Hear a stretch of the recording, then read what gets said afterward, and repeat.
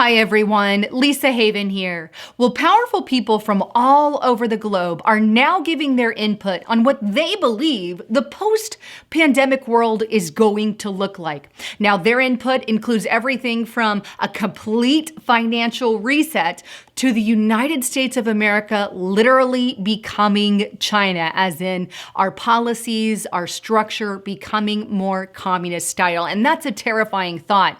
Now, the reason that I want to bring you what they're saying is because a lot of the times these powerful people are the globalists pulling the strings from behind the scenes, and they're the ones calling the shot. That's why I want to bring you what they're saying to the forefront so you can see what might be ahead for the United States of America. Now, before I do, I want to give a quick shout out to my partner at hidewithlisa.com. If you guys are not on a VPN, right now the VPN's got an amazing special at 50% off the price. This is one of the best that they've had.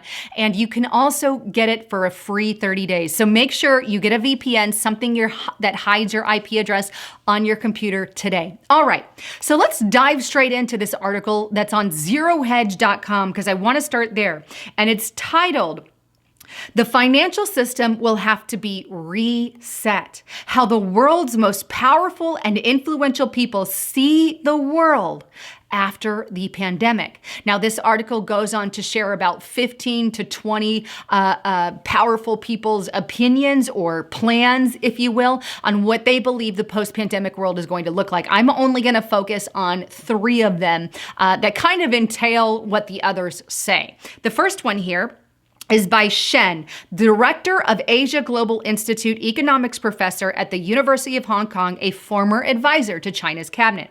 And they say, after the pandemic stabilizes, the new Cold War will be more visible between China and the US, led by the West.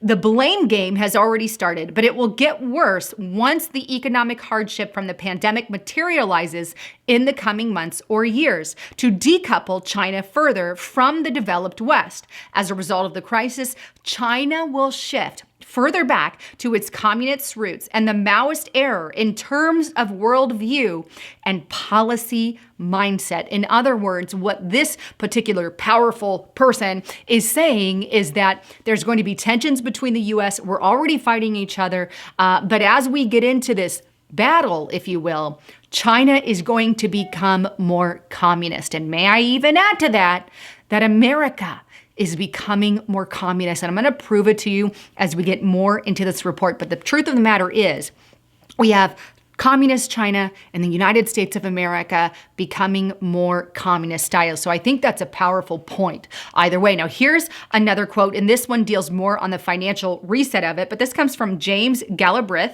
the professor of government at the University of Texas. And he states, "There will be a vast tangle of unpaid debts that can't be cleared.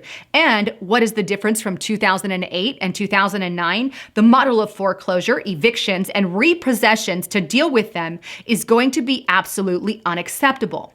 People sheltering at home without income are in no way responsible for their circumstances and will refuse to accept the terms of those contracts. So the contracts will have to be suspended and the debts cleared away, or there will be a confrontation on a vast scale. This is similar to the farm foreclosure confrontations of the 1890s and 1930s in this country, but on a much larger scale, and in many cases, urban and suburban. The right model is that of the treatment of intern Allied war debts after World War II.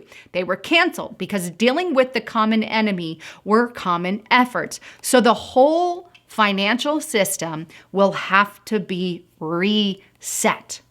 This is not an ideological point, but a practical necessity," he says, "for reestablishing the functioning economic system." Now that's chilling.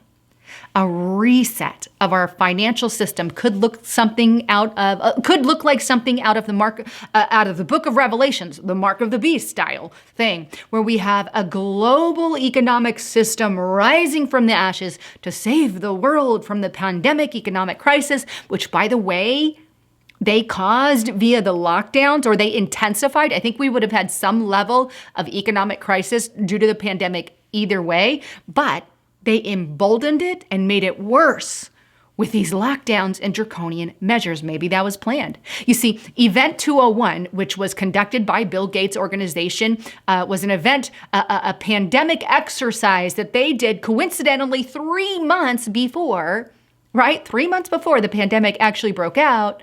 And the solution, according to Event 201, was globalized economic system. So a financial reset could lead to something like that. And this is what people at the top are saying, right? But here's one more thing, and I think this is the most terrifying and probably even the most likely, because we're already headed in that direction. Now, this is a quote by Stephen Jen, former economist of the International Monetary Fund and Morgan Stanley, who now runs SLJ Capital, a hedge fund and advisory firm. And they say, essentially, the coronavirus will make the world look more like China in terms of the state's involvement in private sector activities. It is the United States converging to China, not the other way around. Ever wonder why the United States of America mimicked everything China did for the pandemic? China put 80 cities under quarantine, their whole country under quarantine. What did the United States do? Pretty much the same thing in a country that is supposed to be free. This breaks every constitutional basis for our country. You see, the founders were very well aware of pandemics. They didn't say it changes, for that. But hey, ever wonder why we mimic them more and more? Because the United States of America is becoming more and more like China. We're becoming more communist. And I really wish it was the other way around, where China was becoming more free. But we're not seeing that. That is absolutely not what we're seeing. Want to know something else? China owns a good portion of the United States of America already. Take a listen to what Tucker Carlson has to say. Those jobs that were outsourced, they went to China. Those rising home prices, all cash Chinese buyers are a major contributor to that, though it's almost never said out loud. Fentanyl, made in China, with the knowledge and tacit approval of the Chinese Communist Party. China is no longer simply an economic rival to the United States. It's becoming a dangerous enemy. But instead of protecting us from this threat, an existential one, our leadership class collaborates with the other side. Why do they do that? Simple, they're getting rich from it. Former Illinois Senator Mark Kirk, for example, is a registered foreign agent who lobbies for the China-U.S. Exchange Foundation. That's a Chinese organization with ties to the Communist Party, a former senator.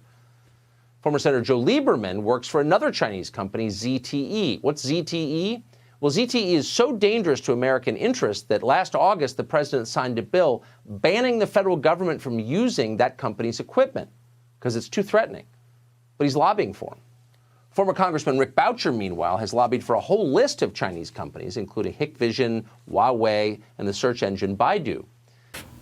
Not only does China own a great deal of the United States of America, but our own congressional leaders, our senators, some in the Senate, are literal foreign agents to the Communist Party.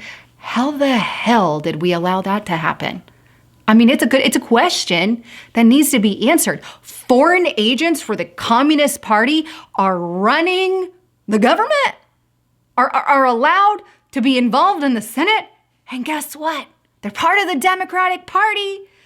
Why isn't this being screamed from the rooftops? And why weren't they immediately taken out of office for that? Good question. Because the United States is becoming more communist, and this pandemic has literally proved it. Think of what's going on in China. In China, there's re-education camps, and they literally round up Muslims and Christians and Falun Gong members and put them in these camps, many of which are never to be seen again. What happens? Well, I think we both know. You want more on that? You need to go to restrictedrepublic.com. I've got so much information there that you guys cannot miss. Right now, we have an amazing special. If you use the code BAND, then you can get an entire year for $60. That is like $5 a month. That is really, really a good deal. And it's my loss, your gain at that. Or if you want to just try it out and do it monthly, you can also use the code BAND on the monthly, and you can get it for $5.99 a month. But I really encourage you. There's so much more content over there that you need and want to hear, right? We're limited. We're limited here on YouTube, on social media. So get on over to that. But I'm sidetracking. Communist China literally rounds people up at education camps never to be seen from again.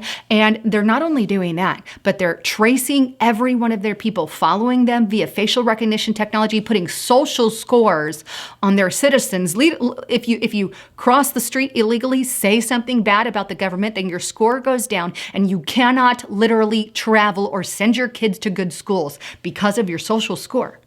What's happening in the United States of America? Similar things. You see, over in China, they implemented a contact tracing app, had everybody download it on their little phones so they can follow and see what happens with COVID-19. Right now, we have that in the United States of America. Take a listen to this new COVID Safe app. COVID Safe is a contact tracing tool developed by doctors, researchers, and engineers at the University of Washington and Microsoft. Our tool will alert you immediately if you might have been exposed to COVID-19 and will provide a list of tips for how to manage your symptoms and schedule a test. The best thing about the app is that all logging is completely anonymous, and only you have to know when you might have been exposed. The University of Washington created that, and it's already being downloaded by people across the country. And why do I get this eerie feeling that governors and senators could start using something like that app and make it mandatory for certain people, maybe, who knows? So many of our freedoms have been stolen from us right now. So many freedoms are just gone in the blink of an eye. And I know you guys are awake to this, but all that to say, we're becoming China more and more every day, and that is a terrifying thought. Anyhow, for more information on what to do and just getting down to the nitty-gritty, again, go to restrictedrepublic.com. Use that code BAND to get the discount on the monthly services or even the first year service. I want to encourage you guys to check that out. There is lots of great information there, and I can't stress that enough. Anyhow, I love each and every single one of you. Thank you for tuning in. I'm Lisa Haven, signing out.